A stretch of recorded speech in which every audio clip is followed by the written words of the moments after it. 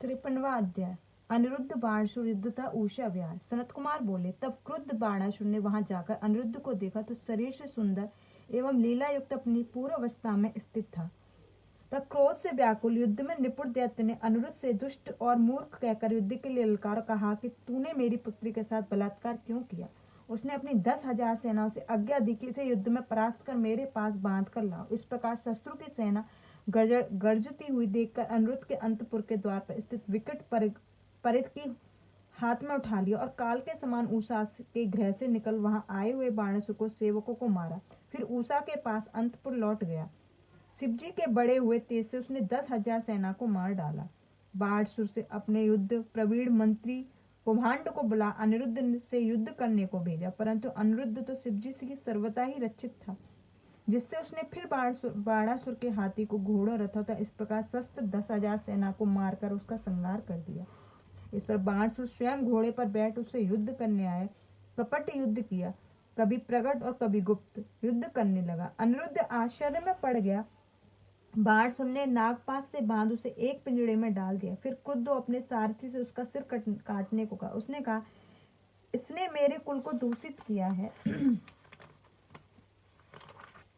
इसके बलात्कार का यह फल इसे दो, इसका शरीर काटकर राक्षस को दे दो, इस पापी को तृणों से व्याप्त गहरे हुए कुएं में डाल दो और यह सब प्रकार मरने के योग्य है। तब इसके वचनों को सुन मंत्री कुभांड ने शिवजी से पालित अनिरुद्ध का पुरुषार्थ कहकर बाणासुर को समझाया और रोक कर अनिरुद्ध से बोला, क्यों रे नीच, तूने ऐसा क्यों किया? तू हाथ जोड़कर कह कि मैं हार गया। तू दैत्येंद्र को नमस्कार कर, तभी छूटेगा, अन्यथा नहीं। अनिरुद्ध ने कहा, अरे कुभांड, तू शत्रु धर्म नहीं जानता। दीन होना तथा युद्ध से भागना सूअर को मरने से भी अधिक है, प्रतिकूल सूल के समान दुखदायक है। वीर क्षत्रिय संग्राम में मर जाना ही श्रेष्ठ समझता है, परंतु दीन हो तो हाथ जोड़कर पृथ्वी पर रहना उत्तम नहीं है। यह सुन बाणासुर सहित कुभांड बड़ा आश्चर्य और परम क्रुद्ध हुआ। तब उसे इस प्रकार विपरीत होते देख आकाश से वाणी हुई कि हे बाणासुर, तुम शिव भक्त हो, तुम्हें इस प्रकार का क्रोध न करना चाहिए। शिवजी सबके ईश्वर हैं, इनके अधीन है यह चराचर जगत है।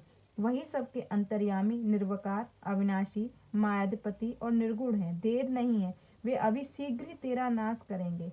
यह आकाशवाणी सुन बाणासुर ने अनिरुद्ध को नहीं मारा और अंत में पुर में जाकर अधमोत्तम मदपान और अनिरुद्ध को बंद कर दिया। फिर तो प्रिया के बिना अमृत चित्त वाले अनिरुद्ध ने देवी दुर्गा का स्मरण किया।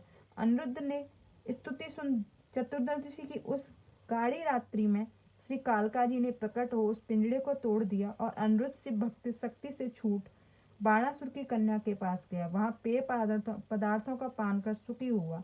फिर लाल लाल नेत्र किए बाणासुर की कन्या के साथ पहले सा विहार किया।